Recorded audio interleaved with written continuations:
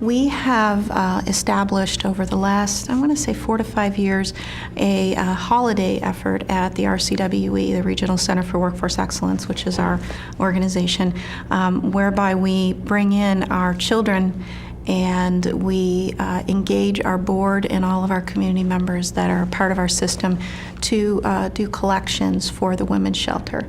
And we started that simply because we felt that here are women who are going through a horrible time in their life, and it's the holidays, and many times they have to leave their homes without anything but the clothes on their back and their children.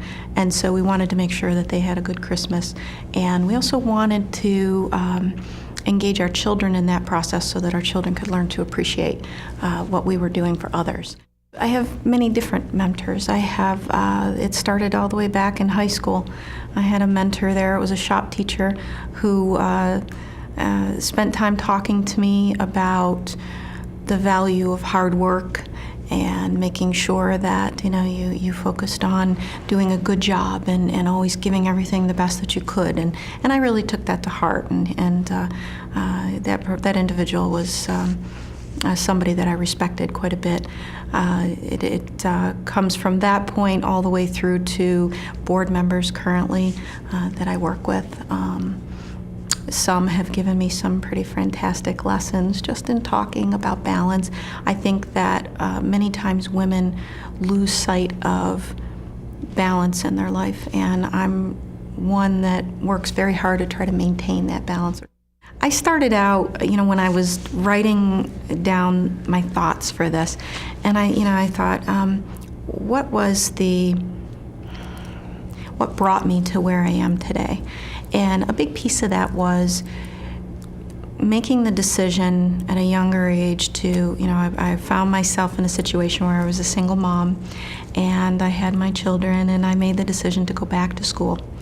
And in going back to school, I found that I was working a full-time job, and I was trying to raise 3 little girls and make my way through a bachelor's and a master's degree.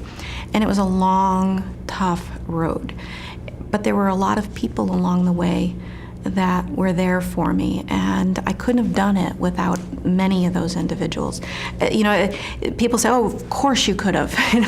You could have done this. You just kind of dig down in there and you pull yourself up by the bootstraps and you could figure it out. And they're right. On some level you do. You have a strength within you that you're not even aware you have until it's called upon. And so when that's called upon and I step back and I reflect, I think to all of these individuals, and once I graduated, I thought to myself, with that master's degree, I thought, where do I go from here? The whole world is an opportunity now, and I have to make some decisions. And so I did a lot of praying. I prayed really hard that wherever I went, that I would be placed somewhere where I would be of the most value to the most people. And I found myself in Northwest Pennsylvania, and I just kind of let it happen. It evolved, and I've worked my way to where I am today. And I'd like to think that, part of that success came as a result of faith. Never, never stop learning, because I think women do themselves a disservice when they kind of accept where they're at, and there's a blind faith there that the glass ceiling doesn't exist, but it does. And so always do yourself that favor of going back for more education, learning a new skill. Never let it be enough. Always aspire to more.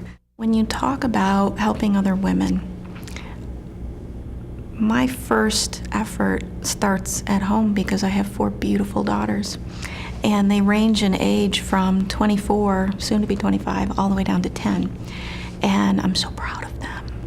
I really am. I'm gonna cry. Don't, hang on. No, that's it. I lost it. Hang on.